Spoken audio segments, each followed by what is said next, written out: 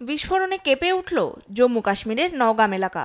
পুলিশের উদ্ধার করা বিস্ফোরকের ফরেনসিক পরীক্ষা চলাকালীন এই বিস্ফোরণের ঘটনা ঘটে। এতে হতাহতের সংখ্যা অনেক।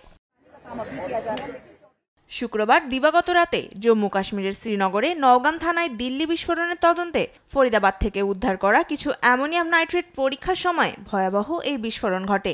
এ সময় ঘটনাস্থলেই মারা যান অনেকে। আইনশৃঙ্খলা বাহিনী জানায়, নিহতদের অধিকাংশই পুলিশ ও ফরেনসিক সদস্য, যেখানে শ্রীনগর প্রশাসনের 2 কর্মকর্তাও রয়েছেন।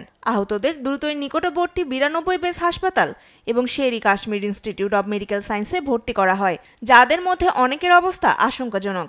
এতে মৃতের সংখ্যা আরও বাড়ার আশঙ্কা করছে হাসপাতাল কর্তৃপক্ষ।